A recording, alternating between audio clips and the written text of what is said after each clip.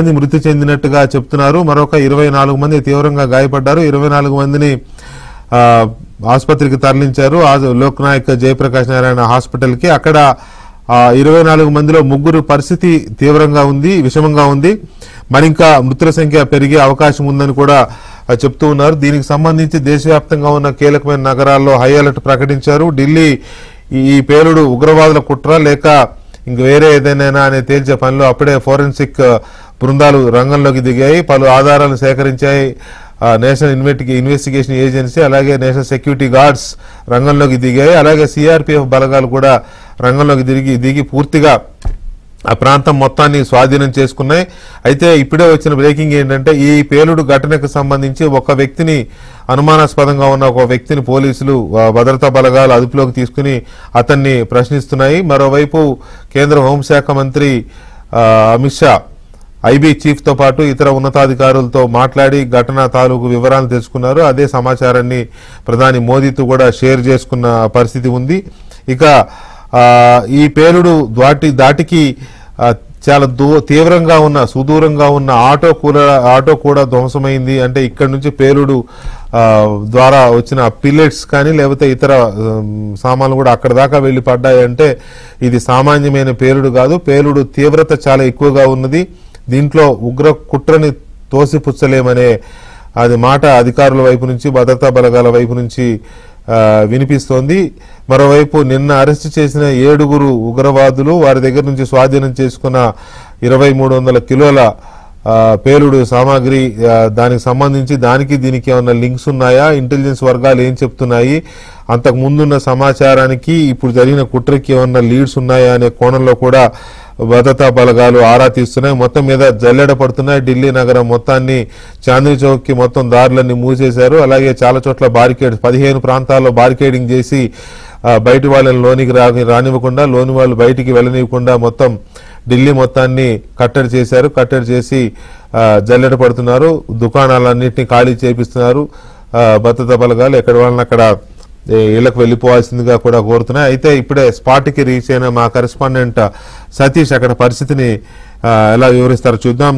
సతీష్, అక్కడికి వెళ్ళిన తర్వాత పేలుడు ఘటనకు సంబంధించి ఎలాంటి సమాచారం మనం సేకరించబోతున్నాం, ఎలాంటి ఘటన ఇది, ఘటనకు సంబంధించిన వివరాలు ఏం చెప్తున్నారు భద్రతా బలగాలు గాని లేదా ప్రత్యక్ష సాక్షులు గాని?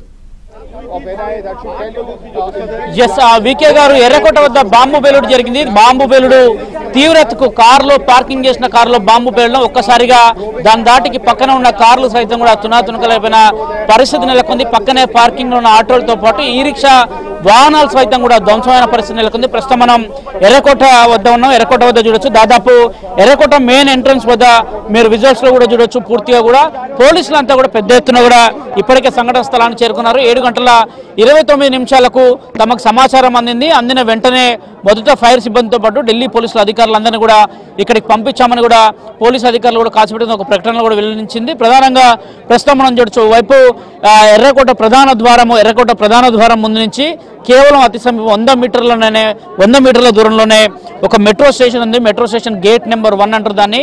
అక్కడనే పేలుడు సంభవించింది.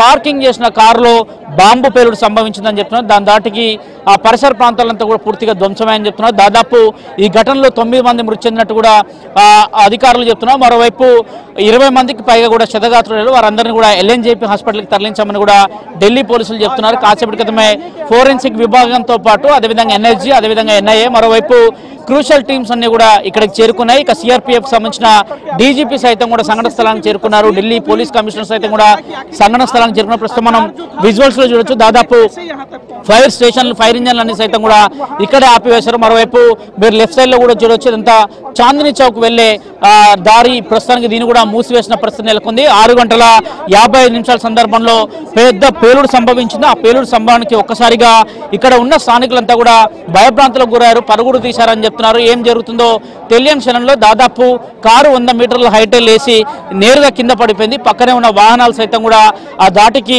పూర్తిగా కూడా తగలపడిపోయాయని చెప్తున్నారు.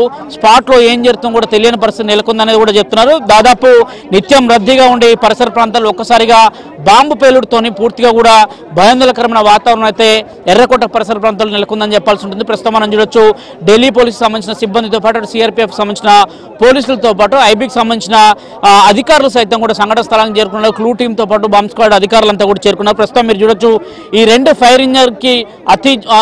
ఫైర్ ఇంజన్లు కనిపిస్తున్న రెండు ఫైర్ ఇంజన్ల ముందే పార్క్ చేసిన కారులో బాంబు పేలిందని చెప్తున్నారు.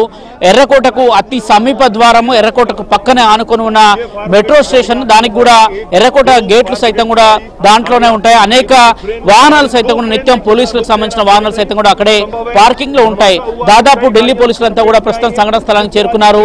అనుమానాస్పదంగా ఉన్న వారిని కావచ్చు, దాదాపు ఎర్రకోట పరిసర ప్రాంతంలో ఉన్న సీసీ కెమెరాలన్నీ కూడా ఎప్పటికప్పుడు మానిటరింగ్ చేస్తున్నారు. ఆ సీసీ కెమెరాల్లో ఎవరు కారు ఆపారు, అసలు కార్ పార్కింగ్ లో ఏ విధంగా బాంబు పేలుడు సంభవించింది, వెనకాల ఐసీసీ ఉగ్రవాదుల కుట్ర ఏమన్నా దాగి ఉందనే కోణంలో కూడా ప్రస్తుతానికైతే విచారణ కొనసాగుతుంది. కేంద్ర హోంమంత్రి అమిత్ షా కాసేపటి క్రితం ఐబీ డైరెక్టర్ కావచ్చు, ఢిల్లీ పోలీస్ కమిషనర్ కావచ్చు, అదేవిధంగా సిఆర్పీఎఫ్ డీజీతో పాటు అటు ఫోరెన్సిక్ సంబంధించిన అధికారులతో సతీష్ ఒకవైపేమో ఉగ్ర కుట్రను తోసిపుచ్చలేము అని అధికారులు ఒకవైపు చెప్తున్నారు.